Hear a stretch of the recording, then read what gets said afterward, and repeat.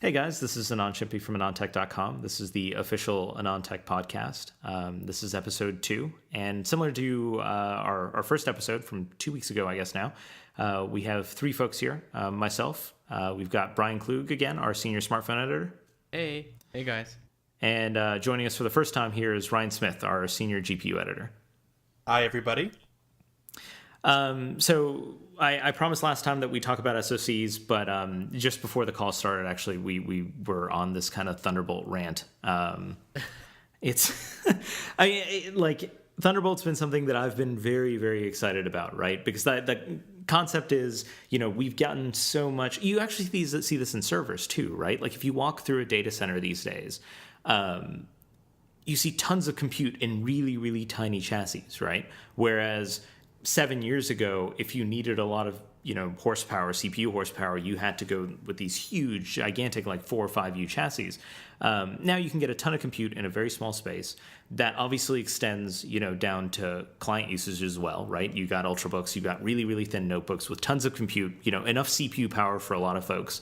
But you don't really have mass storage. You don't really have good external high-speed storage. So Thunderbolt solves that, right? You have one cable that provides display and, really, really high-speed PCI Express. And the idea is that, you've got your notebook that's really light, great battery life, great portability. You bring it home to your desk, plug it in, connects to a much bigger monitor, and you've got terabytes of storage that you can access at hundreds of megs per second. So that's the promise, right? But there have been so many teething pains, right? Like that's, I was telling these guys earlier that I took a Samsung SSD 830, a 512 gig drive that I had laying around, and I just stuck it in the Pegasus, and I was like, hey, I'm going to try this as my time machine backup for a while. And all it did, it just made my system completely unstable, right? Like hard locks regularly. And it's just, this stuff is not validated well against SSDs, right? Because everyone's still shipping, even the Pegasus goes up to over $2,000, but that's still a hard drive only configuration. And then, they don't really do all that much validation with, hey, what happens if you just throw SSDs into the chassis? Because it's not a BYOD, right? You still have to buy it with the hard drives.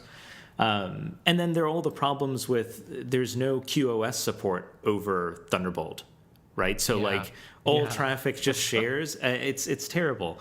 But Brian, and that's not even talking about how ridiculously expensive it is still. You pay a premium, and then it's like, well, maybe it will work if I put SSDs in. Yeah, it's. Of course, you're not the normal customer, right? That's true. The MO that you have is that you need to put an SSD in everything. Yes, right? that is. But I mean, at the same time, accurate. otherwise, there's no point in going to Thunderbolt. Like, there's all that bandwidth, so ostensibly we want to use it. Well, so I know a guy who he has like a 13-inch MacBook Air, and he has like the 12 terabyte Pegasus. Oh man! Wow. But he just uses it for iPhoto. Like I think that's what they test for, right? The guy that has a 10 terabyte iPhoto library or whatever.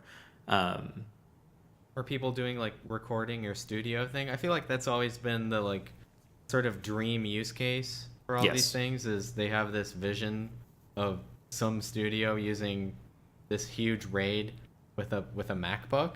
Yeah. And then Thunderbolt over to it. I mean, the thing is, you can do that, right? Like, it's amazing. I knew a photographer just a couple of years ago, right? And his office was outfitted with these Mac Pros, like the old Core 2, maybe the first generation, honestly, Intel Mac Pros.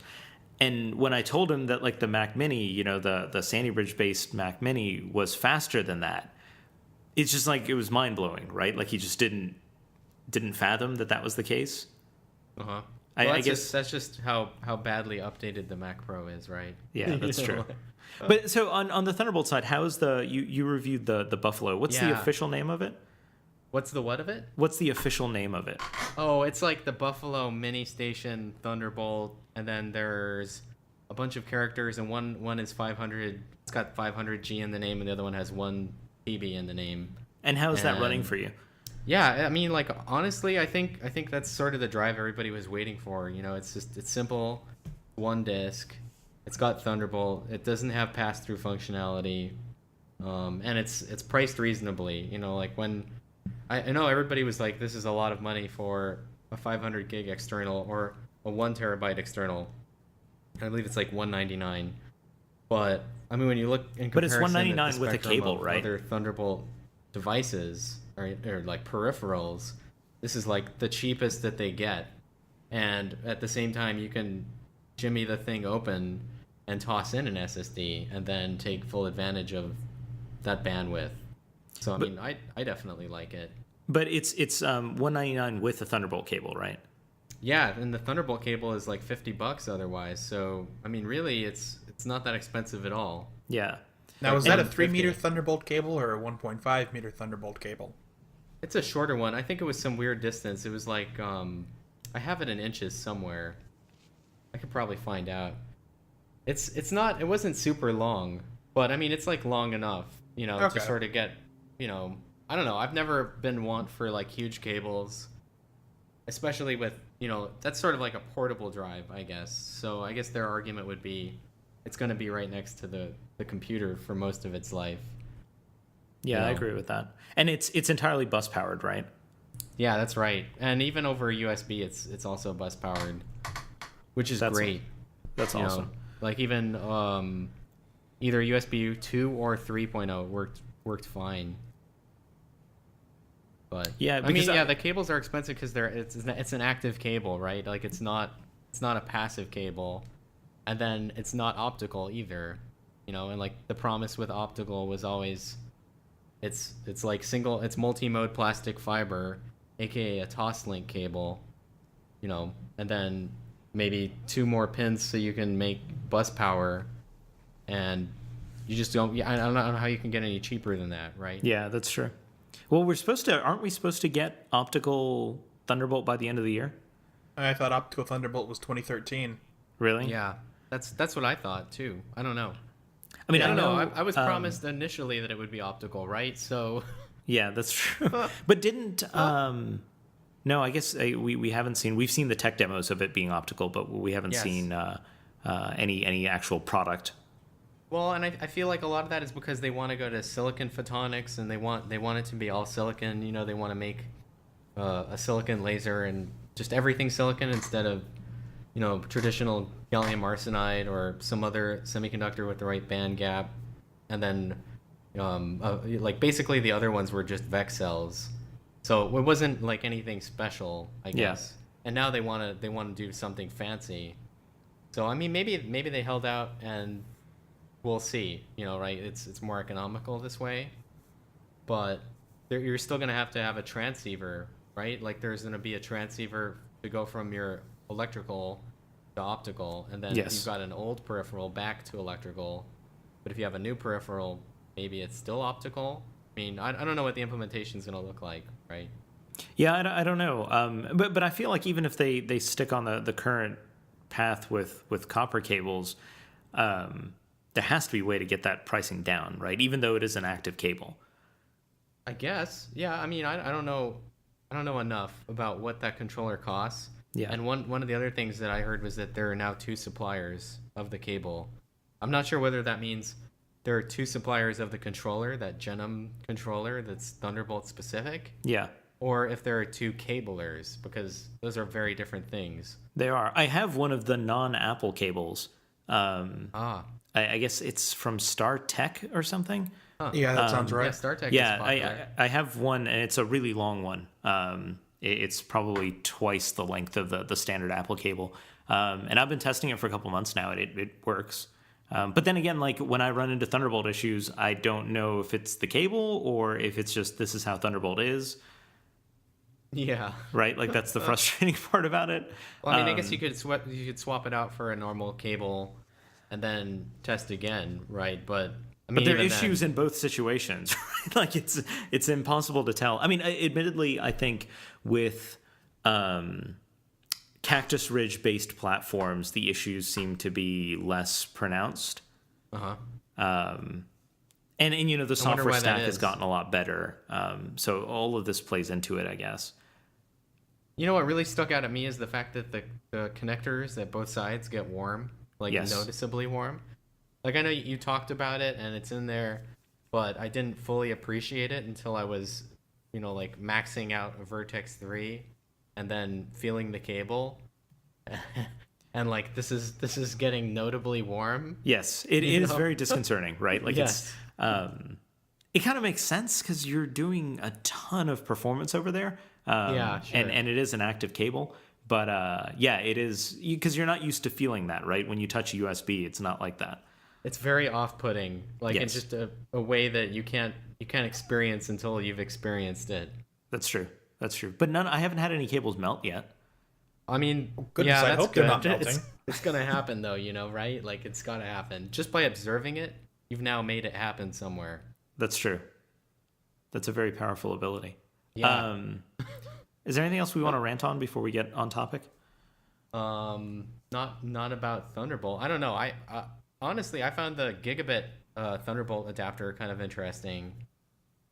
I don't know if anybody's played with that. Yeah, I briefly played with one. Why do you find it so interesting? Other than it enables gigabit Ethernet on all the Macs that don't have it now. Because of that, there's no Thunderbolt controller in the end of the cable on that one. It's just like it's PCIe over the whole thing. Oh yeah, that did puzzle me, right? Because Yeah, it I puzzles thought me too. Thunderbolt was muxed, right? So like if you sit there and you like examine the signal at the end of a cable, you shouldn't just be able to get PCIe out of it. Well, has anyone confirmed whether the Thunderbolt the Thunderbolt gigabit adapter actually works at the end of a Thunderbolt chain, or does it only work when directly plugged into a Mac? That's a good question too. I would assume that the controller at the endpoint can also do the thing where it demuxes PCIe and then it's somehow just PCIe. Interesting. So it would have to somehow tell the thing before it in the chain? Yeah, exactly. I mean, and it has that signaling, like you saw the PDF that I sent. Yeah, that's true. I don't know. I just found that interesting. It's definitely not the implementation that I expected. No, me neither. But I mean, I guess that's how they had to hit that. What is it? It's $30, right? Yeah. I want to try it. I mean, even though I have gigabit already. You have no need for it. Yeah, I don't need the port. No, that is really interesting. It's kind of cool, right? Because then effectively you just have a PCI Express port on your notebook. Exactly. Yeah. Although apparently, if you run it under Linux, there are still some weird issues. I'm not sure about. I don't Interesting. know. So I am OWC sending a PCIe, like an external PCIe chassis. Oh, really? Yeah. Like dump whatever you want into it next week, I think. Really? We're talking something suitable for putting a video card in, or? So no video cards are on their official compatibility list. But you're gonna do it. Yeah, I mean, I'm gonna put a video card in it, right? Like, I'm curious to see how that works. I mean, presumably it should just work as long as you have driver support under OS 10. Correct. And then obviously I'll play with it under Windows and see what happens there. They're kind of building it as a way for you to use a PCI Express SSD. Interesting. That's interesting. I mean, I like it because it's an easy way for me to saturate Thunderbolt, right? Because right now I have to build some Frankenstein array of SSDs and like tether as much stuff together as possible to max it out. But with a good PCI Express SSD, it's just that one card. Has anybody pushed it to the limits yet? Has anybody ever pushed Thunderbolt to that 10 gigabits? I think we've gotten very close. Yeah, I think we got as far as anyone has. Interesting. Right? Yeah, so I want to see it break. You got to see the failure mode. I mean, the highest we got was 8 gigabit, around that. Eventually you're going to make Thunderbolt break, though. I know it's going to happen. You're going to do it. See, I don't think... I think I've already made it break, right? Like the whole dropping packets of like USB and the audio traffic. That's magical. That's just not good. So OS 10 10.8.1 came out. That's right. I'm hoping that it fixes a lot of stuff. Oh, are we gonna go rant about QuickSync? Can we please? Yes, I have to talk about QuickSync. Yes. I don't know. Why is no one else as upset about knows. QuickSync not being used all over the place as I am? I don't think very many people realize its true capabilities. So Dustin, sorry, go ahead. For readers, you need to realize that Anand daily complains about how OS 10 does not use QuickSync at all. Like, well, okay, so actually, so I remember somebody somebody on Twitter was like, Have you used 10.8 or something? And I saw your response, and it was just, no, QuickSync is not used. Well, so, okay, QuickSync is technically Dustin. used in Apple's wireless display stuff, so it's supported in AirPlay. Yes. And it's also technically used in FaceTime. But and the feature list for Mountain Lion says that it is supported in QuickTime for exporting using the standard HD profiles. But exactly. Yeah. I can't make it happen. Like, I don't know what I'm doing wrong, and I can't make it happen either. Yeah, I haven't tried it on 10.8.1 to see if that fixes things. But and it's like horribly disappointing that it's not supported anywhere in OS 10. Because like that's the, of all the companies to have a huge need for it, it's Apple, right? Apple was the, they effectively said, hey, our mainstream Mac is the MacBook Air, which I thought was a pretty bold statement, right? They went ultra portable as the mainstream solution, which, you go back 7 years ago and that would have been unheard of. Yeah. Well, like it or hate it, they went that direction. Yeah. But so, you look at it and say, well, what do you give up if you're a consumer? The one thing you give up versus the Pro, if you're just a normal consumer, doesn't care about upgrading on their own, you do give up a lot of video transcode performance. And QuickSync could totally solve all of that, right? So it seems like of all the companies that would be motivated to make as much use of QuickSync as possible, it would be Apple. But we just haven't seen it. And it's weird, even if you look in the PC space, right? So we have some of the most frequently used QuickSync apps, at least when I go to, hey, what can I use to test QuickSync performance? It's stuff made by ArcSoft and Cyberlink. And, they've gotten better over the years, but that's not like my go-to set of companies, right? Like it's bizarre. And whenever I ask Intel about this, I always, it's always unofficial, but the response I always get is, well, just wait for Broadwell, right? Like, we're going to have some really cool stuff there, and then no one will be able to not use it. But it's absurd. What do they mean by that? They mean better quality, better PSNR, or so I think by the time we get to Broadwell, you will be able to do whatever QuickSync in Broadwell is. We'll be able to deliver quality identical to the x86 software path. Wow, that's a bold promise. Yeah, but I don't care, right? Like, this is our second generation of QuickSync. I want it now, and I think it's. I don't know. I mean, obviously, so Intel has the Intel Media SDK, so everyone on the Windows side can presumably just implement it. But there is no Media SDK for OS X, and neither side, Apple nor Intel, will tell me why that's the case. Well, I feel like the answer is I mean, you can speculate and pretty much just guess that Apple feels that quality isn't there. Right? That would be my assumption too. Yeah, and I think the reason that we don't see it sometimes is because we're not using the correct source. Like they must have a list of sources, like these insert parameters for the video profile will get the QuickSync code path, whereas these other ones will just do in software. Yeah. Right? And it's weird because even using just iPhone video, like I just recorded some iPhone video, which is like baseline 24 megabits, so it's like not that great of an encoder. Yeah. And then you go and encode to 720p using their preset, and it just seems to be all CPU, like just 100%. Yeah, I don't know what the what special input, because like QuickSync, yeah, I mean it's built around H.264, right? Like that's an accepted valid input for it. Yes. But I don't know. That's really frustrating. And I don't like that the answer is, well, in a couple of years it'll be awesome. I guess, I don't know. Maybe it's a test of my patience. Well, I mean, it's that way for most Intel technologies. No, I mean, QuickSync at launch, right, had software support. Again, admittedly, it was like from Cyberlink and ArcSoft. Mm-hmm. Who had been probably, they were partners of some kind. Yeah. And I mean, those applications aren't that great either, right? Like there's no, Ganesh from our team, he was giving me a hard time because my benchmark where I take a Blu-ray source and transcode it, you can't actually do that in a good way using any of the publicly available tools, right? Because it won't take like a DTS audio source and transcode that to anything. I don't really care because I'm using it as a proof point for video performance, but like my benchmark output file has no audio. Yeah. So it's still frustrating, even on the Windows side. Speaking of which, we shouldn't just beat up on Apple. So Windows 8 is happening soon.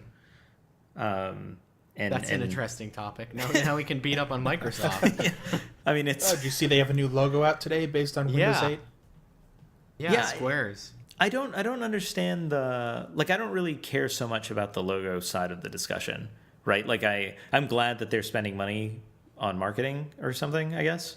But no, well, that's an important thing though, right? Like the logos are now 100% all Metro styled, right? Like everything. You can't call it Metro anymore. It's now a tile on Windows Phone 7.5, Windows Phone 8, the Xbox interface, Windows 8 desktop, Windows 8 server, like Windows RT. It's tiles everywhere. So them moving to Microsoft and then our logo, the window iconic thing, is now a tile, right? Like before it was actually a window. Yeah. No, that's true. I mean, I guess it does promise unification, although I'm guessing that the tiled UI is not a part of Server 8. It is. Is it? It is. It is. Yeah, you get the start screen in Server 8 just like you do Desktop 8. Are you kidding me? No, I haven't actually looked into this. Wait, hold on, why? Is there a point to that? Consistency, I guess. That they're using the tiles everywhere else. Because we don't want to confuse people. No, but okay. I mean, Brian, you were actually the first person that kind of brought this up, right? Or the first person I'd ever heard articulate. What was it? Well, I mean, you pointed out, right? So I don't actually hate Windows 8, right? I think Windows 8 is, for years Microsoft gave us tablets running a desktop OS, and they failed. Yes. They didn't just fail because the hardware was terrible, but they failed because you had a desktop UI on a tablet. With Media Center, Microsoft realized that, hey, if you're going to have a different usage model, you need a different UI. And that's why, no one really hated Media Center, like they did tablets at least.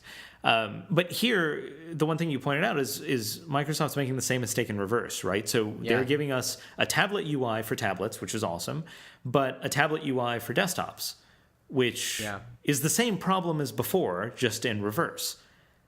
Yeah, this is my big thesis, and it was even the same desktop UI on the phone, right, with Windows Mobile and Windows Phone 2003 and etc. That literally there was a start menu on your phone. Yes. That you would tap on, and there was like a close button that was like the close button. But yeah, now they're making the opposite mistake, which is, you can't have one. At least this is my theory. You can't have one UI that has more than two input paradigms, right? Like there are 3 or 4 now if you're counting. So you don't even need to run Windows 8 to know this. You can just fire up an Xbox. Like on the Xbox, the input paradigms are now the controller, so up, down, left, right, A, B buttons, and then connect, so like waving your arms around, and then voice, right? Which is I need to read things off of the screen. And then my input selections get made based on voice recognition.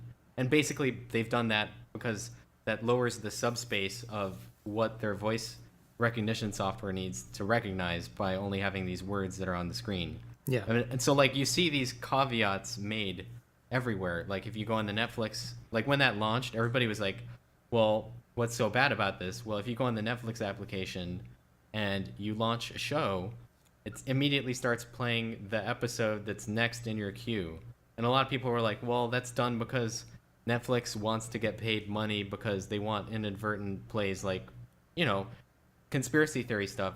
No, that's not the reason at all. The reason is because it would be one more input gesture or one more input voice command to do such, right? But if I have a controller, I want to make the correct selection. So you can see if you just extend the caveats that needed to be made in that workflow to the desktop and see what else is going to make the same, like the same caveats are going to happen in Windows 8, and they already have, right? Like the input paradigms there are mouse and keyboard, they're touch, and then I believe there's also gestural at some level, right? Yes. So, I mean, you're just so like now the problem is that there's just too much stuff, and you can't make caveats for one platform versus the other. And everybody's like, well, Apple is making these caveats, right? Like they added Launch Center, right? Or Launchpad, I'm sorry. Yeah, but that's not true at all. Launchpad. Yeah, that's not true at all. Launchpad is not OS. It's not iOS for desktop Mac, right? It's not at all. They get this, and that's why it's Mac and there's iOS. There's not just one consolidated input paradigm for Mac and iOS, right? So I don't understand why, if we're gonna march down this path, we need to not like look at all the history that led us to this part. I don't know. This is my big long rant that I just like get let off on. No. I mean, I think I think the observation you made to me that I thought was the most astute was when you said this in no way, Windows 8 in no way advances the desktop usage paradigm. Yeah, it doesn't.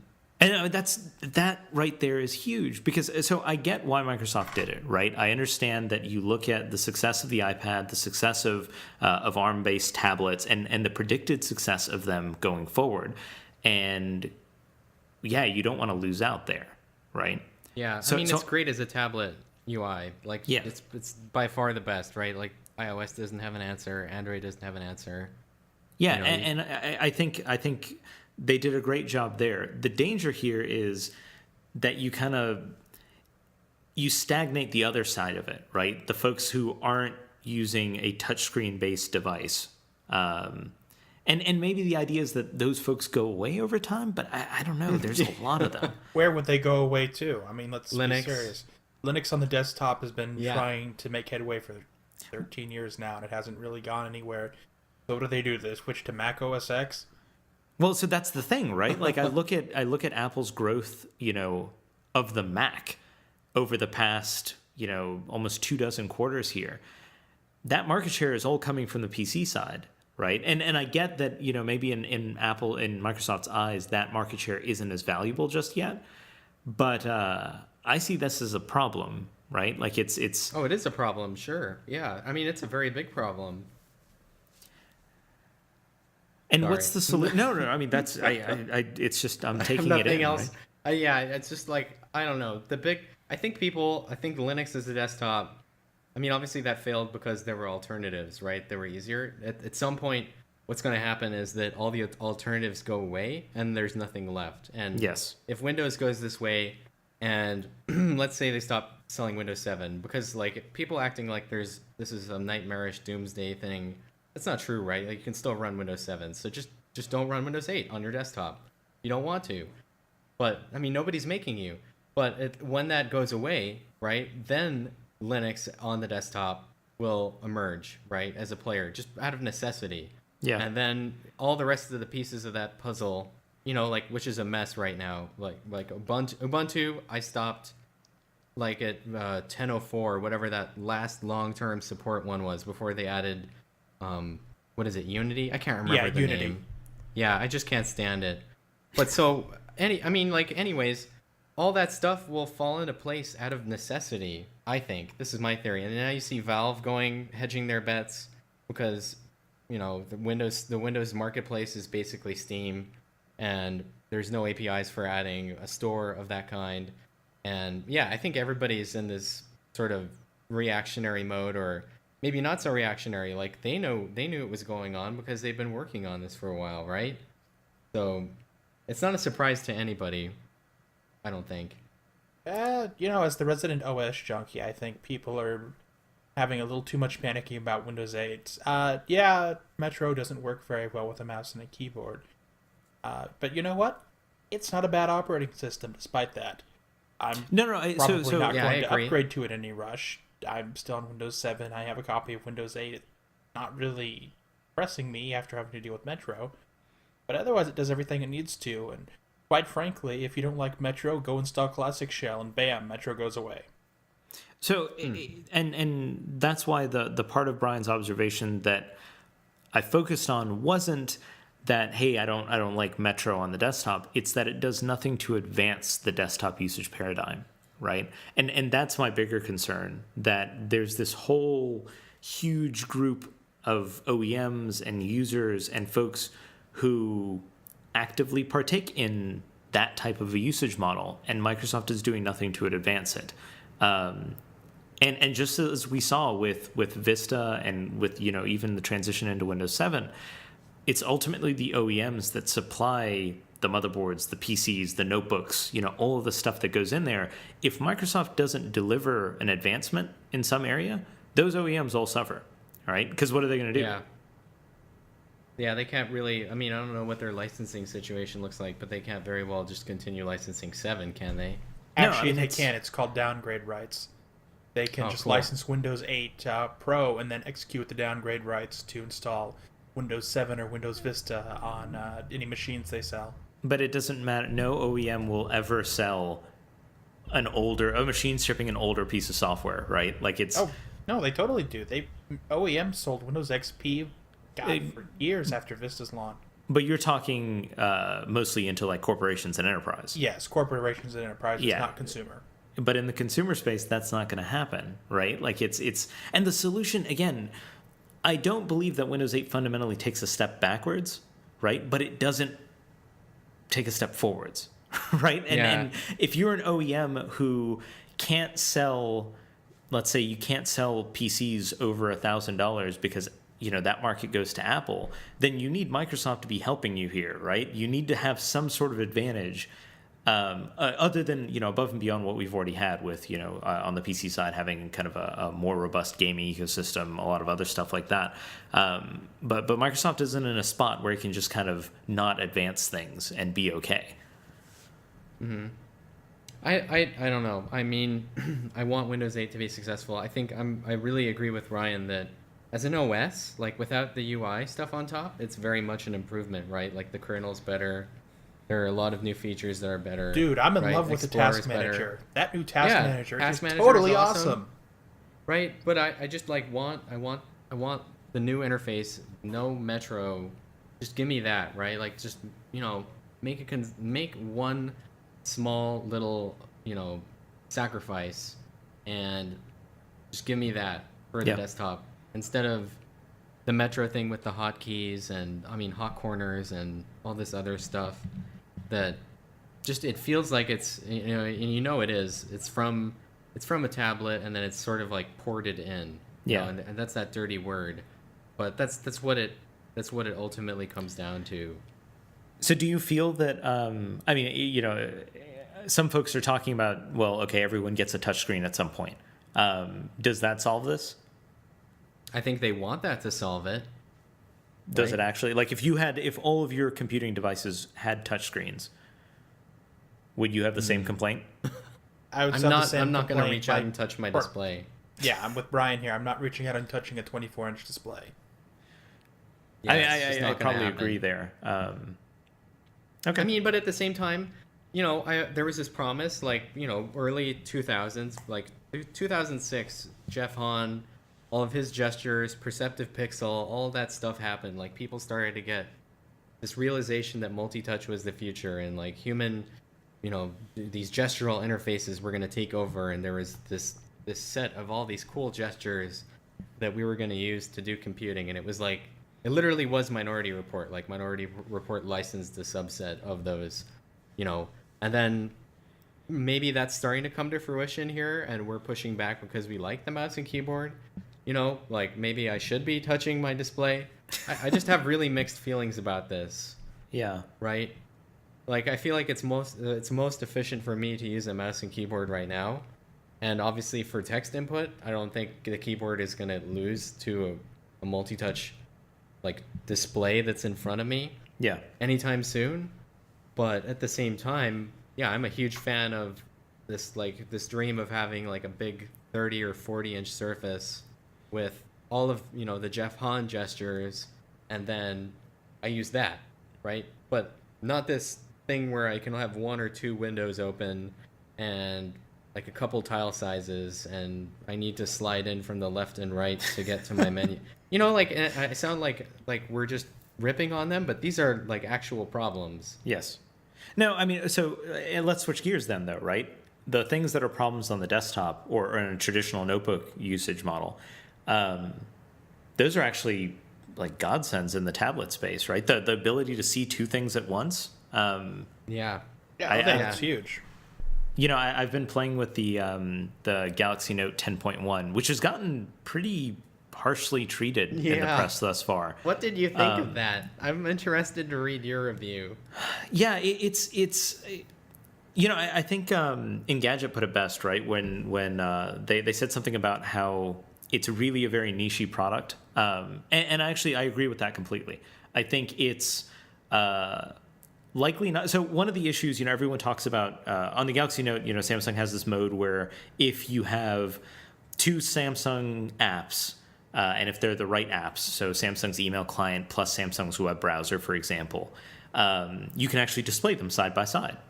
But one of the major complaints is that switching between the two, so scrolling up and down on a web page and then, you know, clicking on an email or tapping on an email, that's sluggish and has a high latency to respond.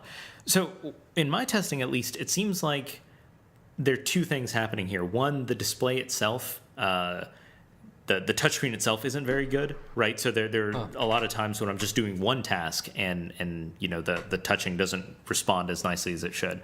The other thing is when you're running in this side-by-side mode, it appears that you have to actually tap inside the window to shift focus to it before you can start gesturing in it.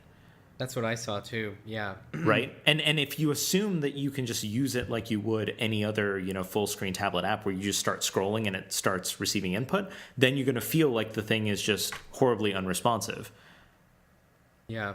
I'm curious about whether you can continue having one of the multi-screen, because they have that weird multi-screen name. One of the multi-screen apps, do they remain active while the other one is actually going? Like if I bring up a web browser and I have some JavaScript going, and then I bring up in the other multi-screen email, does the JavaScript keep running in the browser?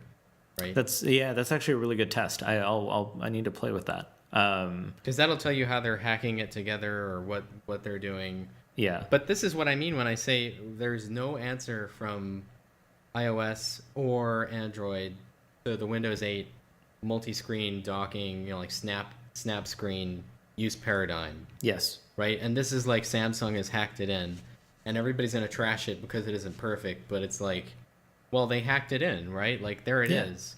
It sort of works.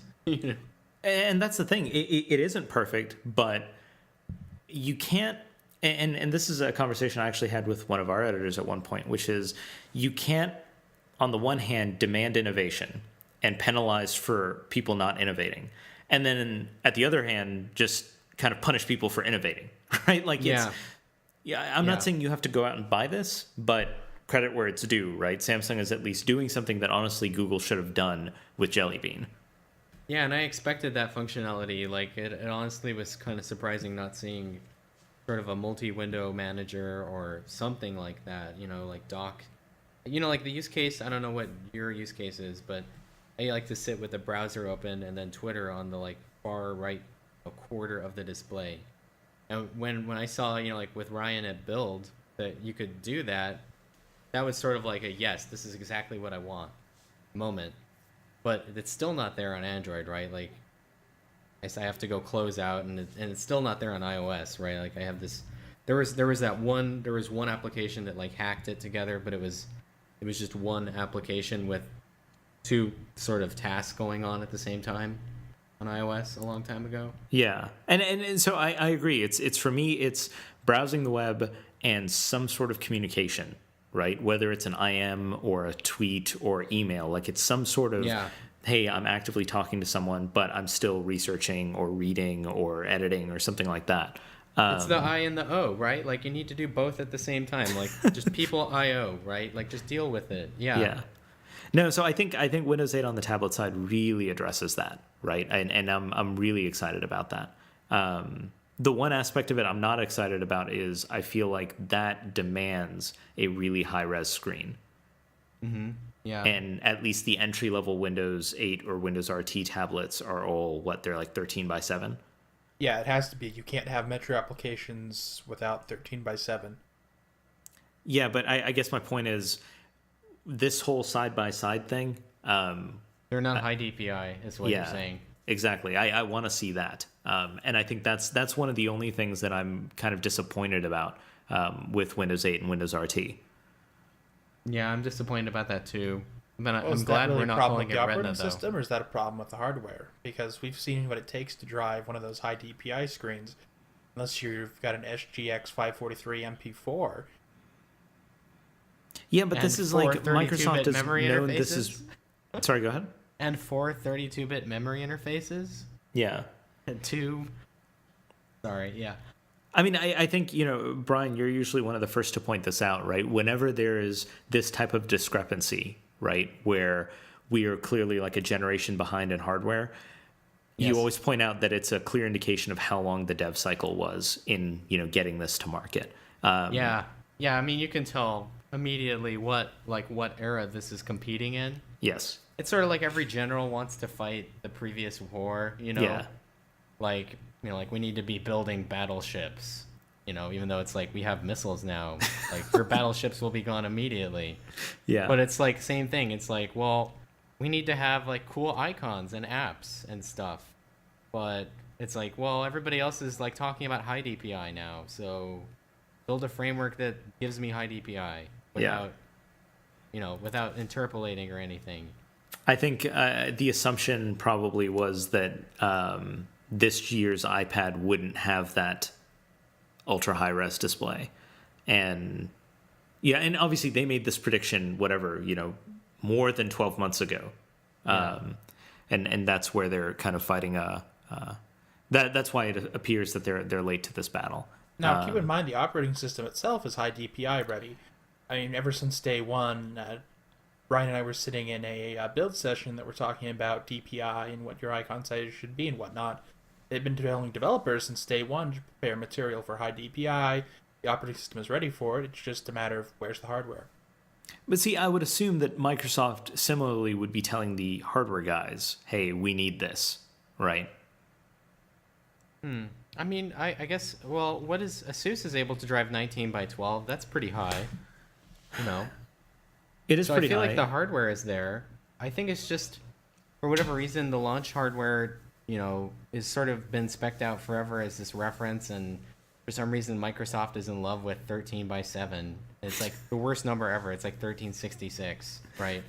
And that number, so like, and the way that they selected that too, remember, it was just purely by, this is a function of, this is what everybody has, like this is the median in our data for, there are the most of these displays out there, right?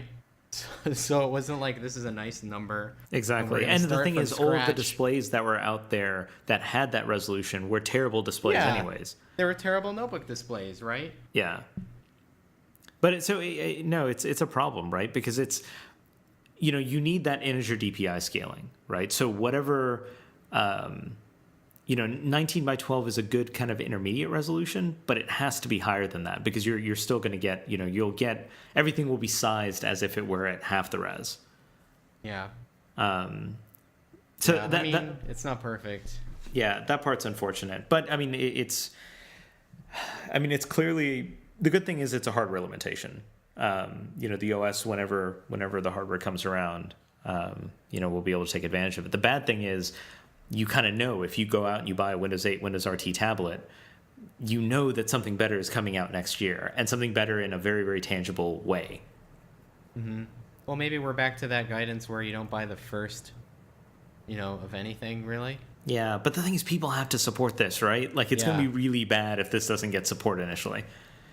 Yeah, I think from a tablet perspective, Windows 8 is awesome in terms of functionality still. There needs to be great hardware. Are you excited about Windows 8 tablets? Like, would you use one? Who, me? Yeah. I think I would. Yeah. I mean, so the thing that you have to keep in mind about me is that I used the, Windows 7 tablet for all of college, like all of undergrad. and a year before that too. So I had a Q1, Samsung Q1 UMPC, Q1 Ultra, and then I went to a Latitude XT that I used for like the remainder. So, you know, like I was in the trenches literally 24 hours a day with this like tablet interface that was Windows 7, and I survived, right? So it's not like you can't. I feel like everybody that was like, oh well, you can't survive there, like it's just not going to work. It did work, like it does work. It's not for your normal user, but it works. And for me, the thing has always been, I want an active digitizer. I want to be able to take notes. I want to write fast. Like I write fast when I'm writing equations, and there's always that lag. Like even the Galaxy Note, or I'm sure maybe on this other one, even though it has a Wacom active digitizer. No, on the 10.1, if you're trying to write, it's laggy. Huh. I mean, like ultimately the test is like sit in a lecture where you're doing math and like try to take notes, right? Like that. Yeah. That for me, like you know, can I write? Like are my equations gonna be completely illegible? You know, and that was always the issue that I had. And if there's a tablet out there that is like that has the active digitizer and runs Windows 8 and OneNote continues to be this shining beacon of awesome, which it was and still is, and I believe still is in Office 2013, then sure, I would use one. Okay. But so what if, I mean, as far as I know, none of the launch devices that we know about have the active digitizer. Yeah, which makes me very, very, very sad. So given that's the reality, Windows 8 tablet still interesting for you? I don't know. That's hard. I mean, personally, I'm not a good tablet user. Yeah. Like at all. So, you know, like iPad 1 sat in a corner, iPad 2 sat in a corner. I didn't buy an iPad 3 because I was like, this is just like a huge SoC that gets hot and you know, it looks pretty, but it's not going to do anything better than the iPad 2 did for me. Yeah. And then I used the 10.1 LE, even though that was like terrible because it was always losing its mind and just erasing itself. Literally no joke. And then I like the 7 because it's small. Like the 10-inch form factor is never something that I'm going to carry under my arm like into a cafe, right? Like I'm going to bring my backpack, and if I'm bringing my backpack or like my man bag, then I'm just going to bring a notebook, right? Like why not? Yeah. So I'm just a terrible tablet user apparently. But so the thing about Windows 8 and Windows RT is that you could bring a notebook that just happens to be a good tablet as well, right? If you look at the Asus kind of transformer style usage model, or you know what Acer's doing with their dockable, you know, it's effectively the same form factor. Well, I want it to like fold around like a Latitude XT, you know, like how it folded, like it rotated and then it folded. Yeah. Like I want the old tablet form factor. You know, like I know this sounds really dumb, and everybody is always ranting about how, oh, Microsoft failed, but you know, give credit where credit was due. This was Bill Gates' vision like a decade ago, right? And the execution wasn't all that bad. And you know, like we're seeing everybody innovate and it's getting better, and now it's, you know, like you need bigger touch points. You can't shoehorn the traditional interface into a tablet. But at the same time, I feel like for the equivalent, like getting work done, like I'm taking actual serious notes here, you know, that I'm going to look at again down, you know, like several hours from now, or like my use case was always I would export all my lecture PDFs or notes, like print them through OneNote into the document, and then I could annotate on top. And this is perfect. Like this is the future. Like you're writing, there's no paper involved here. Like I don't need notes. Like I'm just literally writing on top of things. Yeah. And then you can search what you hand wrote and the notes at the same time, right? Like this is magical. So if you can do that in Windows 8, and I'm thinking about a student use case, then yeah, that's perfect. What's your do you care if it's RT or Windows 8 based? If it's the Intel SoC, I don't really care. No. I mean, seeing everybody leaves that one out. So Intel wouldn't go into RT, right? I think even the Atom one is considered Windows 8. Yeah. Correct. Well, and see, everybody leaves that out. They're like Windows RT, and then they're like, oh, well, there's this weird thing we don't understand that also is Windows 8, right? But it's an SoC in the purest form of the word. Yeah. So like having seen Medfield, and like I haven't seen, what is it? It's Clovertown, right? Clover Trail. Clover Trail. I keep getting them confused. I don't know how, but yeah, I would. Well, because it's not. I don't think it's Intel. I mean, I don't even actually know what's brought over from Medfield in Clover Trail, right? Intel hasn't even done like a press briefing on it yet. I mean, for those of you who definitely don't follow this stuff, so for Windows 8 we have basically the Ivy Bridge Ultrabook SKUs. So all of those, anything that's in the MacBook Air or the ZenBook Prime, all that stuff, you get like really low wattage versions of those that go into Windows 8 tablets. Going up against the ARM stuff, Intel also has, because obviously ARM is in the Windows RT based tablets. Intel has a Windows 8 version of the Medfield SoC that's in like the Lava phone and the first phones, the first x86 Android phones, and that's Clover Trail. So it's a it's got that same shared root system with the Medfield phones that the ARM based SoCs that go into tablets and phones have. And that part is 2 cores. Sorry, go ahead. It's just dual core with 544 MP2. Yes. Yeah. Well, no, hold on. Is it 544 MP2? Yeah. Okay, so that'll be good. And what's interesting is, obviously the selling point from Intel's standpoint is if you go with this Atom-based SoC, it'll be performance and power competitive with the ARM-based SoCs, but you still get full backwards compatibility, right? Because it's x86. So anything you want to run that you would normally run on your notebook can still run here. Yeah, and I don't see any problem with that. Like, everybody's like, oh, well, it's x86. It must be, like, it has fans. But, I mean, Medfield and no doubt Clover Trail are great. Like, they're absolutely competitive. Yeah, and so that's the interesting thing, right? Like, there was this whole... Yeah, I'm waiting to get our hands on the best of the best in the ARM-based Windows RT tablet space and put it up against one of these Clover Trail platforms. Because, neither side has really announced pricing, but the kind of hints that I was getting in Taiwan a couple months ago is that, at least initially, Windows RT and Clover Trail-based Windows 8 tablets are going to be identically priced. And the advantages you get are backwards compatibility on the Windows 8 side for Atom, and then on the RT side, you get free Office. But expect both to be priced very similarly. See, in my mind, I put the Windows RT and the Intel SoC Medfield / Clover Trail ones in the same camp, like mentally. Like it's like mobile versus like desktop. That's true. And I think that's fair, right? But I guess the assumption was, ARM, because the ARM-based SoCs are typically like, $14 to $25. And Intel, even not too long ago, Intel was selling Atoms for $50 plus. The assumption was that the ARM stuff would be cheaper. But I think what ends up happening now, Intel hasn't officially announced pricing here, but I think Clover Trail ends up being the same price as the ARM-based SoCs.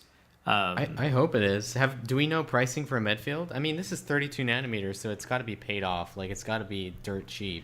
Well, right? so this is, this is like the perfect example of what competition does, right? Like I said, Intel was selling Atoms for above $50, and there's a total price ceiling on how much you can charge for a smartphone. So that extra like $25 definitely can't be added into the price, and no OEM is going to be willing to just eat that cost to support Intel. So I think the only answer is that Intel has priced both Medfield and Clover Trail, that it's priced them identically with the ARM-based alternatives. Well, that's good. Yeah, I mean, it has to be. Like, if they want to if they want to do battle and they're serious, then yeah, I guess it's sort of a rhetorical question. It has to be priced that way. But that's awesome, right? Like, that's exactly what competition is supposed to do, and it does it. And I don't know, that part makes me really, really happy, right? Like, I don't really necessarily care who wins, ARM or Intel, in this kind of tablet space. But the fact that both are around and they're kind of driving, ARM is driving Intel's kind of innovation on the, or forcing Intel's hand on innovation in the power side. and to get into these small form factors, and also at the same time driving Intel's costs down. I think that's awesome. And it's effectively the impact AMD had back in the Pentium 4 days, just in a completely different form factor. Yeah, for sure. Yeah, it's sort of analogous. It's unfortunate that we get this now as AMD has kind of let go in terms of pressure on the high-end desktop side. Yeah, I think that's another topic of interest. On the ARM-based SoC side, one thing that you and I have been talking about quite a bit is just how this market consolidates, right? So on the CPU side, I remember when I first started writing, we had Intel, AMD, Cyrix, and I think even IDT. Those are the four major players in the x86 CPU space. Now, Intel obviously still had the lion's share of the market, but you had four companies making x86 CPUs. And if you couldn't afford the Intel stuff, you went and you bought a Cyrix or you bought an AMD. And, we had competition there, but that eventually got reduced, right? That got consolidated into Intel and AMD and eventually Intel with significant market share. In the ARM-based SoC space, we have 6-7 companies. We've got NVIDIA, Qualcomm, TI, Intel, of course, STE, Samsung, Apple. So that right there is 7 companies. And then there are more, like Broadcom is talking about it. MediaTek out of China, right? Like loosen the search a bit and you get 10 folks that are making ARM-based SoCs. And I have to believe that over the next decade that number doesn't grow, that it shrinks. Because a lot of these folks, they don't really... They're licensing IP blocks and gluing them together. Yeah, and they can't all be the best, right? Yeah. and the cost of this stuff is so low. Again, we're talking $14 to $25 for the high end, right? Yes. It's not like you can undercut by all that much. Yeah. I mean, yeah, it's obviously there will be a huge consolidation.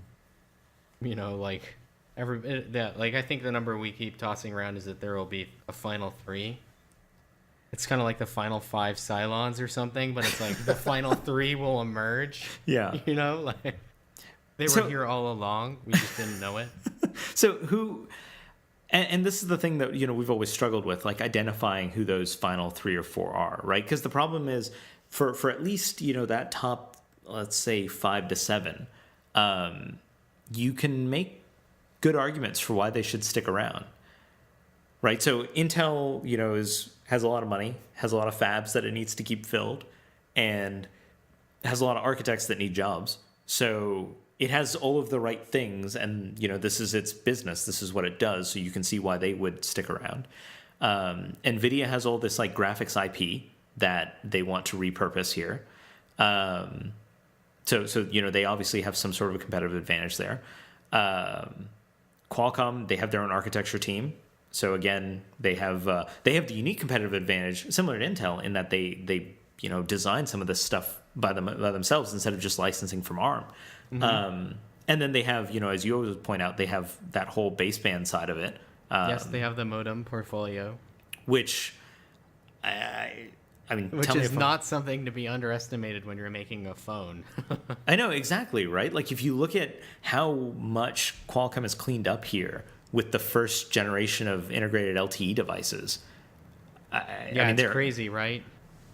They're everywhere. You see 8960 everywhere. Yeah. So we've already gone through 3 companies, and we've listed valid reasons why all of them should be around. But then you get to Samsung. Again, Samsung has a fab, and they need to keep that making stuff. So they have like a huge financial motivation to stay in the market. Apple, even though Apple only sells to Apple, they have huge motivation as well because they get to, you look at all of the SoC members, all of the SoC players here, and all of them had underspec'd the graphic side of things.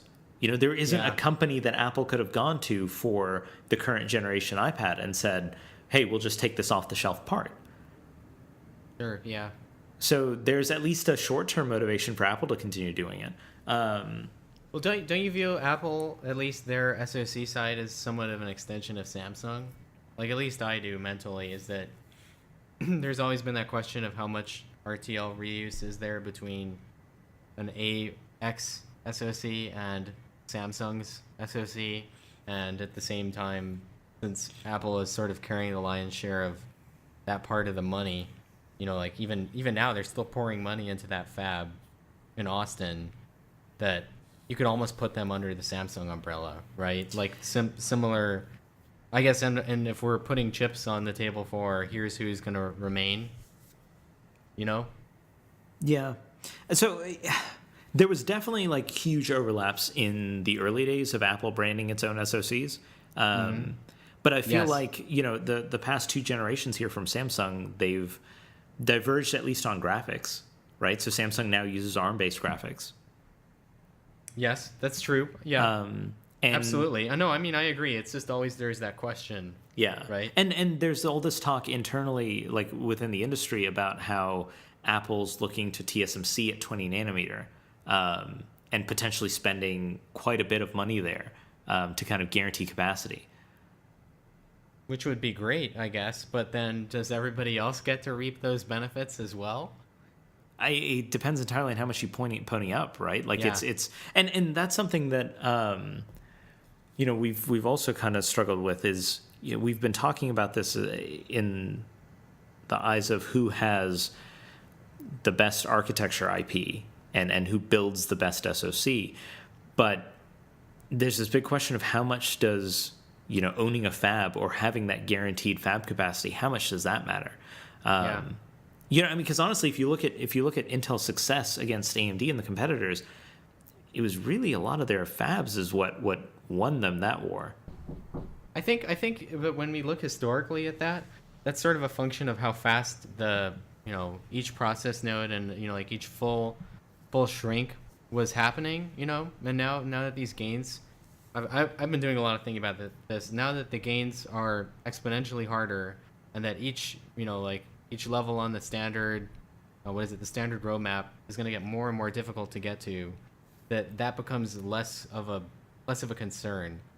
Like, do you see what I'm saying there? But because that is slowed down so much, that the lag time is now so large, that it's not as big of a concern. Like, I realize that you could think that it's even more of a concern. Yeah. Right? But if depending on where you are in the cycle, it's less of a concern. Like, it's sort of flattened out. Like, it's a long, you know, like everybody talks about like the short tail and long tail. Well, this is the long tail now, right? Like, there are no easy gains after 28.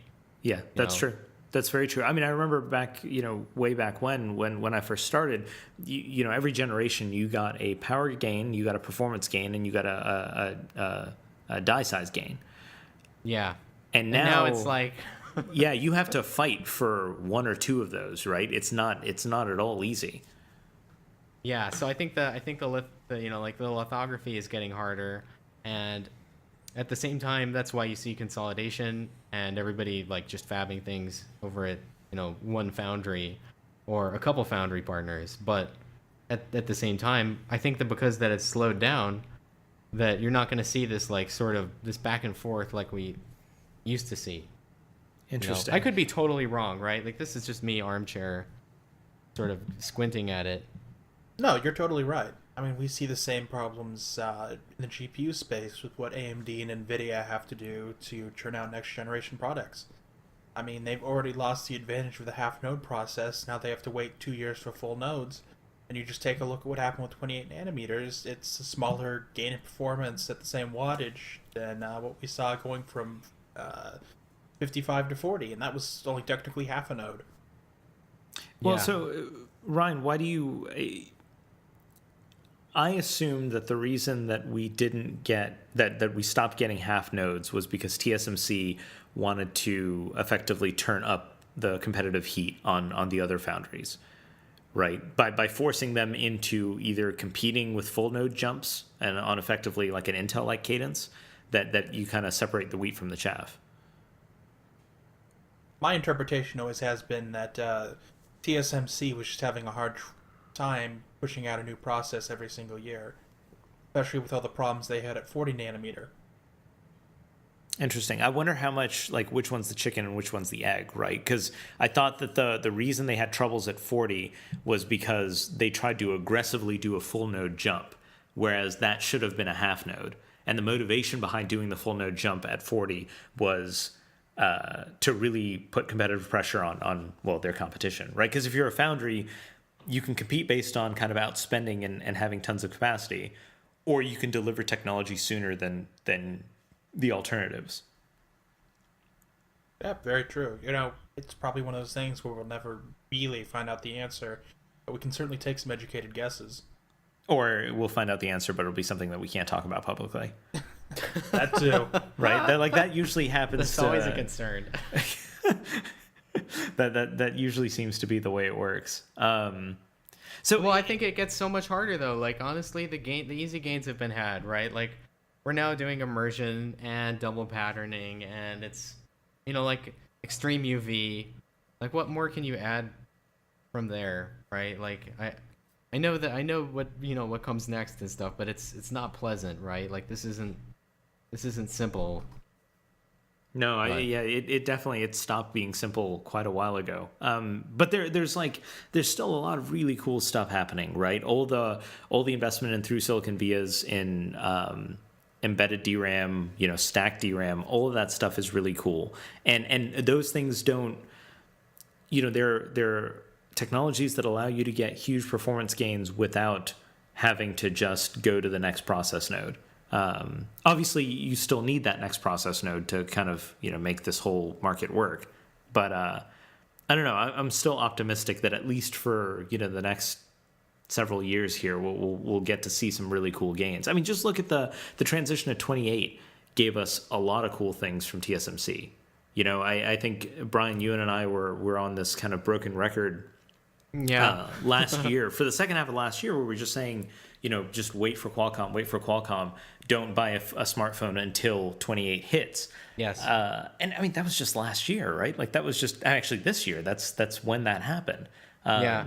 And that made a lot of people angry, but at the same time, it's true, right? Like, at least on those devices and also on Samsung 32, just battery life is way better. Yes. Like, that's all you can say about it, is that it's way better. And it's like, it's not going to be immediately replaced like the 65 to 45 thing was. Yes. Like that went really fast. This is going to be around for a while. I think the thing that people need to realize too when we're talking about phones too is that there's more than just the logic CMOS process. There's also the RF CMOS process, and that the RF CMOS process gains are only just now starting to become available. Like, for example, BCM 4334 for Wi-Fi, Bluetooth, FM, all that good stuff. That's on TSMC 28 RF, right? And like RF always lags logic, but now we sort of have both at the same time, which is great. And at the same time, we're gonna see the transceiver go to 28 RF, which is like a big thing, and nobody really talks about that. Or I guess that's our job, but maybe that's my fault. But like the current one is 65 nanometer RF. So, wait, so they're jumping for Broadcom on their Wi-Fi transceiver? They're jumping from 65 to 28? Well, I'm talking the Qualcomm transceiver. Okay. I believe the previous one was 45. Okay. I believe. It's kind of always like sort of nebulous and hard to ring out. I mean, we talked about it. I can't remember. 4330, I believe, was 45. Yeah, that's what I thought. That's right. But the transceiver for like your outside of your digital baseband is 65. RTR 8600, I believe, is 65, and whereas the new one is 28 RF. So, like these gains are more than just logic. It's also going to be gains from, your RF. So like analog space. And so that's kind of interesting because those are the types of... Now, how far away are we from seeing all of that stuff integrated, right? Like, isn't that the kind of next step there? So I had a big discussion about this yesterday, actually, about why it's not integrated. And I guess the reason is partly both pins, like they need more pins. And the other big thing is you want to decouple your improvements in the receiver, and again, that's all on the transceiver. You want to decouple the transceiver from the digital basebands, so that when your RF gets better, you can quickly pair one with the other. And these, like previously they were integrated. Like if you look at MDM 6600, which is in iPhone 4, Verizon, and just like an endless litany of other devices, like all the droids ever, basically all the Verizon phones, MDM 6600, that is a multi-chip package with both the digital baseband and the transceiver all under one package, right? So that's they moved away from that because apparently they just need more pins with all these radios. Interesting. Do you have any idea of how many pins we're talking about here? I believe it's in that PDF. I forget off the top of my head. I mean, because the packages themselves have to be small, so like pin density has got to be a problem. Yeah, and that's what they were talking about. And that's their argument. I think that from a larger level, the differentiation with having a different transceiver and a different receiver is the big other, like probably the bigger driver. Because it's just different parts of the chain. I mean, ultimately, I believe it will get integrated, right? But it isn't there yet for whatever reason. Like we've actually moved away from it. Yeah. So I don't mind if it's not integrated as long as it's built on the same process node. Yeah. Right. The beauty of integration is that it kind of forces that, as long as it's like single die integration. Mm-hmm. Yeah. But again, I don't know how much of these. I believe it's a different process entirely. The CMOS versus logic split. Like you have MEMS. Yeah. And like when you're looking through, they're like, these are what we'll sell you in terms of like, here's what we'll do. It's different. Yes. And like the analog space is much harder because it's just different than doing logic. You're doing things like you need inductance and like their impedance matching somewhat, and like there are decoders in there, and it's sort of like it's analog, and then out comes IQ data. So it's sort of like this. That's where all the wizardry happens, right? And then you pipe that into this digital thing, and that's sort of like, well, we just write some software. And this is why I focused on digital design in college. Yeah. Before we get too far off of the SoC side, what is the kind of next SoC, ARM-based SoC that you're interested in? Well, obviously we've been talking a lot about APQ8064, the quad-core crate with Adreno 320. I mean, that's exciting. I think that we've been talking about Qualcomm a lot, so I think the other thing that's exciting is Exynos 5 quad and A15. And then the other big exciting thing is obviously whatever SoC is in the next iDevice, iPhone, which we saw the PCB leak, like blurry pictures of, literally pictures of a display showing a blurry picture. So like how much more meta can you get? And we discussed that a bit last time. The expectation there is 32 nanometer LP from Samsung, Cortex A9s running at higher clocks. And then next year is kind of when everyone moves to A15. So by the end of this year, we'll have maybe Samsung might have a device out with A15 by the end of the year. And then next year with, and obviously Qualcomm, their crate architecture is kind of similar to A15. It's 3 issue out of order. So they're kind of already in that category. But they get an architecture bump next year, right? They're doing a different rev of the crate architecture. That's right. Mm-hmm. Yeah, there's crate V3 that's coming that just increases IPC, and then there is also the crate version that's going to be what is it? It's 28 nanometer but high K, so higher clocks. Oh, interesting. And then that'll go into like tablets and stuff, right? Yeah, although interestingly enough, there have been some parts that have leaked, and I believe it's on their roadmap that is high K, and it's above 2 gigahertz, and it's quad core, and it also has the baseband from MDM 9X25, which is the the part that's beyond 9X15. So like 9X15 is 3GPP release 9 if you buy the 9215 version, release 9 LTE. And then the 9X25 version is release 10, so LTE advanced. But like you see how this sort of works, right? Like 8960 has the 9X15 baseband inside, and then the next whatever SoC will have the 9X25 baseband inside. So I gotcha. There's that one that's analogous, which is like 2013-ish, maybe. That one is interesting. So we'll see. So that might be in like a really, really high end, no battery life kind of phone. Maybe, yeah, maybe, or maybe battery life won't be that bad. I mean, I don't know. Like, who knows? Yeah. I have hopes, right? Like, on a phone, like, just set your governor really conservatively, and you can have good battery life, I guess. And then we can't forget NVIDIA. We have Wayne coming out, which I'm guessing, I guess Kal-El Plus, like that whole thing we were promised, that just didn't happen. Where did that go? I want that to happen. Like, that would be interesting, right? I mean, so they never really said whether or not that was going to be a 28 nanometer solution or what was going to happen there. I guess we kind of assumed that it would be Tegra 3, but 28 nanometer. Yeah. I mean, I was kind of looking forward to that, because then we'd have sort of like 2 quad core, different architecture, same process node, or I guess 3, because I mean, Samsung is sort of on the same footing. Yeah. And then I mean, I guess the year's not over yet. Like, that could still happen. But at this point, I'm okay with our 2832 options right now, and I just want to see the transition to 815.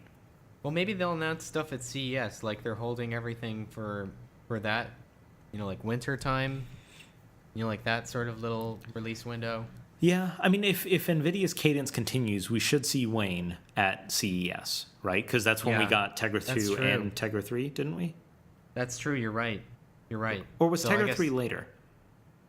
No, I thought you were right. Yeah, well, I mean, that's sort of like when it shows up on our radar, like... Yeah, that's true. Official. Well, like, and then there's Gray, too. Obviously, Gray is really cool. Yes, but Gray is not A15 based, I would assume, right? Isn't that a lower end part?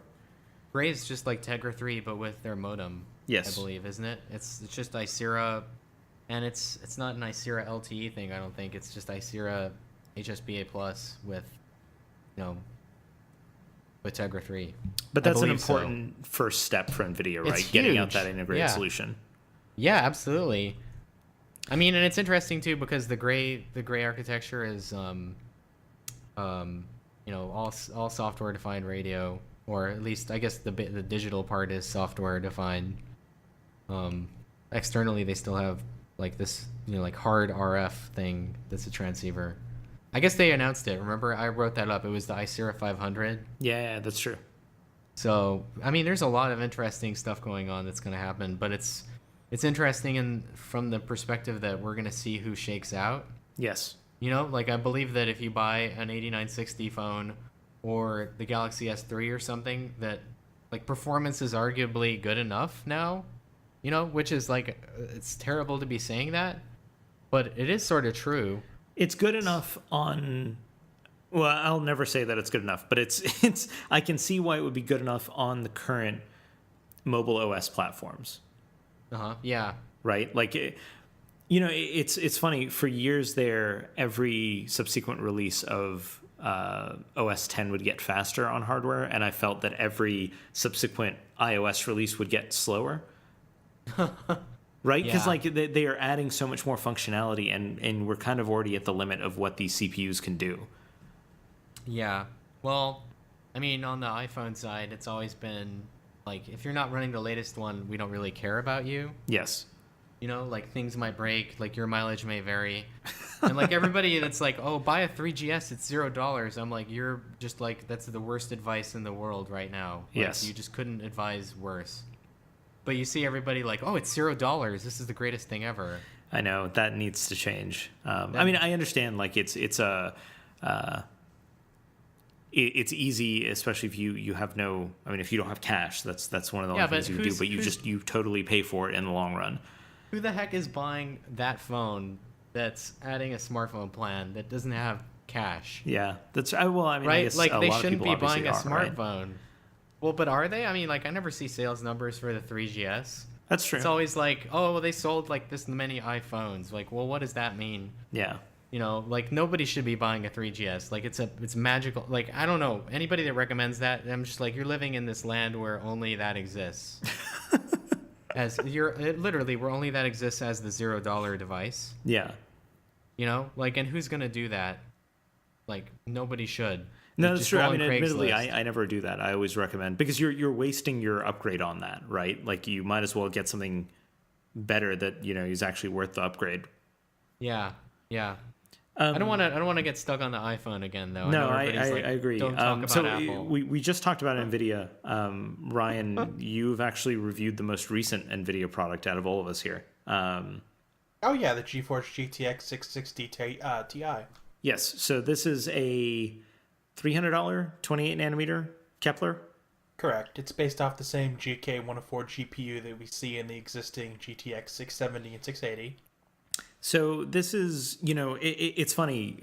Consoles have kind of been around for way too long. Like they definitely are well beyond ripe at this point for this generation. And you're seeing kind of that, I don't want to say resurgence of PC gaming, but, folks care about building gaming PCs. If I've got let's say a GPU that's a couple years old, maybe a little more, and I'm kind of looking to upgrade now, what's your take on the landscape right now? Well, things just got really interesting this week. We have the GTX 660 Ti launch last week, and then this week, AMD, in a surprise move to even me, they reshuffled their prices. By the time this podcast comes out on Monday, their full price cut should be taking effect. So we're talking about a $78.50 for under $200 and a $78.70 for $250. So things actually have become really interesting virtually overnight. So, but what is, if give me some recommendations here. If I've got $150, $250, let's say low 300s and then infinite budget, what are Ryan's picks? Well, let's see. At $150 right now, the best you can do is the Radeon 7770. Really, NVIDIA's not competitive anywhere until $300. Anywhere between 0 and 300, that's all AMD territory. Interesting. So, and then what happens at $300? At $300, you've got your choice of either a $79.50 that's on sale, the GTX 660 Ti. And that really comes down to what games you like, how well you value efficiency, power consumption, noise. The 660 has an advantage there, or let's say overclocking, where the 7950 is prone to overclocking like bad. Interesting. And then, sorry, I guess I interrupted you. What was your what's the $200-ish recommendation? $200 recommendation would be the Radeon 7850.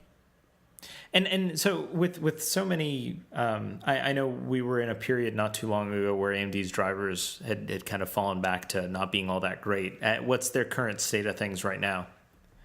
As far as everything we run, it looks great.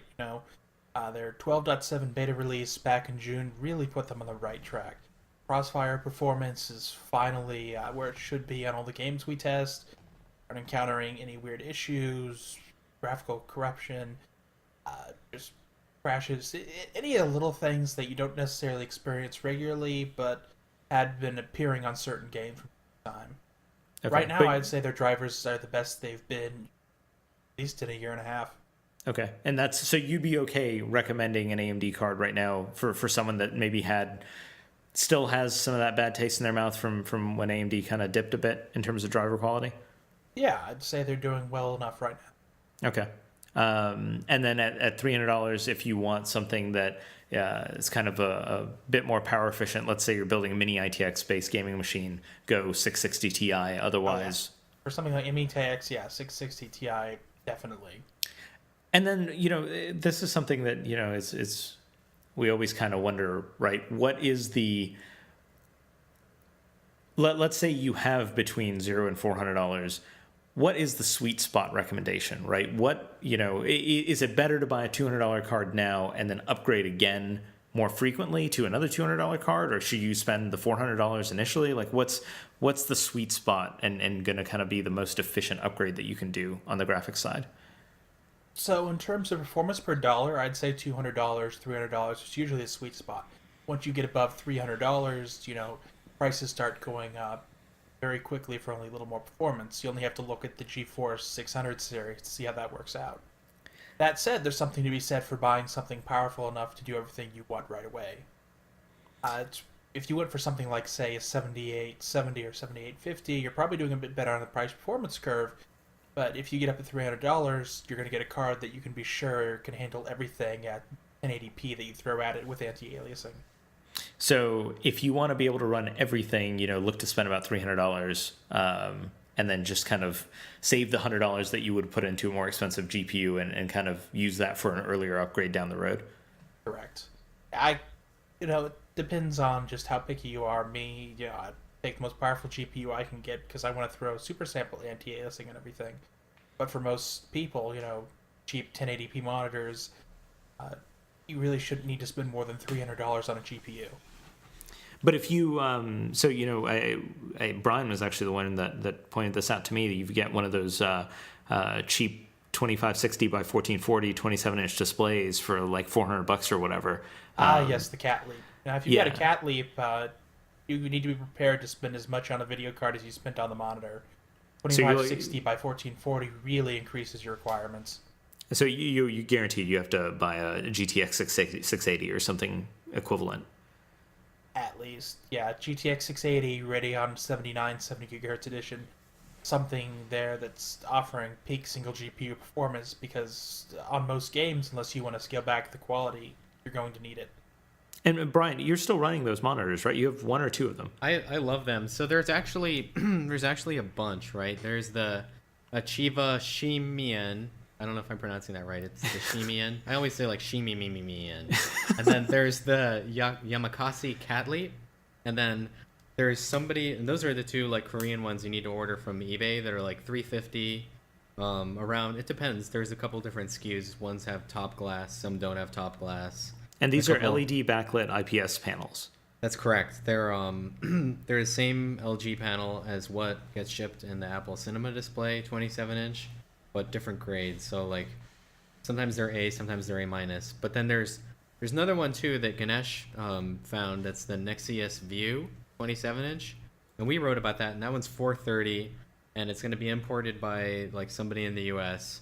And it's not going to be this weird eBay like ship it over thing. And I believe those are all A grade guaranteed. They are A grade guaranteed. I'm sorry.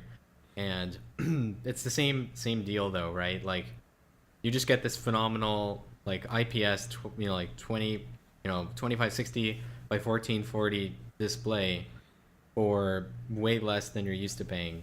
And the answer is yes. I still run the Yamakasi and the Cat Leap, and I don't have a Nexius. And I've sold several friends on the Cat Leap.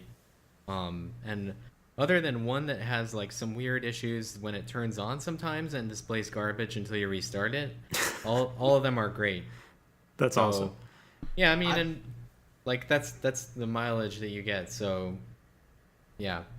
I'm just glad people are excited about IPS monitors. For the longest time, everything was so focused on bringing prices down on 1080p TN monitors without much regard for quality. Now here we are, 27-inch monitor, brilliant colors, great angles, only $400, and everybody's excited about it. So it's great to see return to focus on quality. Me too. Like honestly, and that's why I kind of like got a little bit disenfranchised with the display review thing, because that industry is in a race to the bottom.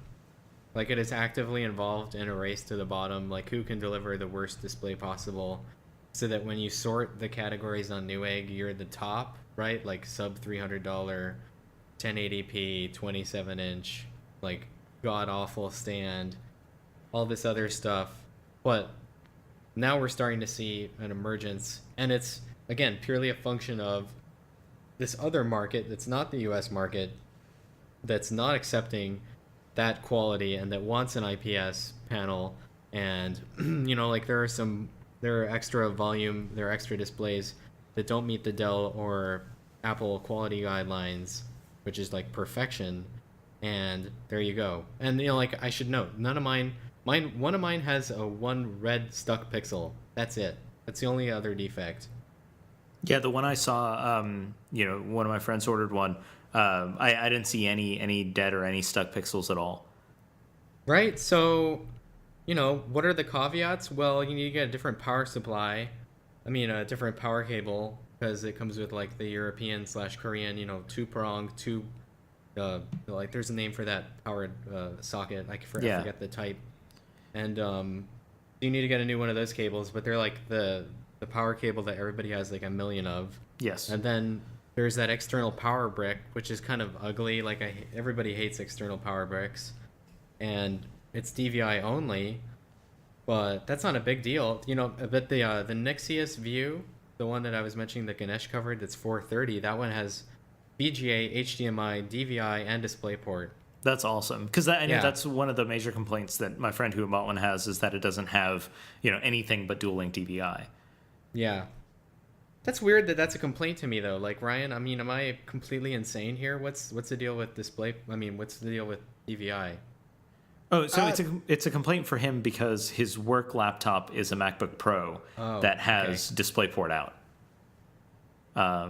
So he would like the flexibility to be able to plug that in, but for his gaming PC, it doesn't matter at all because he has DVI, obviously. I see. Yeah, DVI is not going anywhere anytime soon. For better or worse, it's going to be with us for a while, a lot like VGA was. Although it would be nice if we could get over to DisplayPort, especially everybody using the same size DisplayPort, laptops and desktop PCs alike. Yeah, I'd be a fan of that as well. Okay, what do you think? This is a good length. Do you guys want to find a stopping point here? Sounds good to me. Yeah, okay. I think, yeah. So yeah, thank you all for listening. We will try to make this a weekly affair. So look for us back again in about a week. And any final remarks from either of you, Brian? No, I'm good. I think we said all that there is to be said for right now. But I mean, we'll probably talk more about SoCs and more phones and stuff later.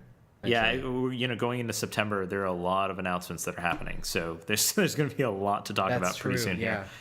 Absolutely. Ryan, any closing remarks? Nope. All good here. Looking forward to September like everyone else. Awesome. Well, anyways, thank you all for listening. And as always, thank you for reading the site. And you'll hear from us in about another week.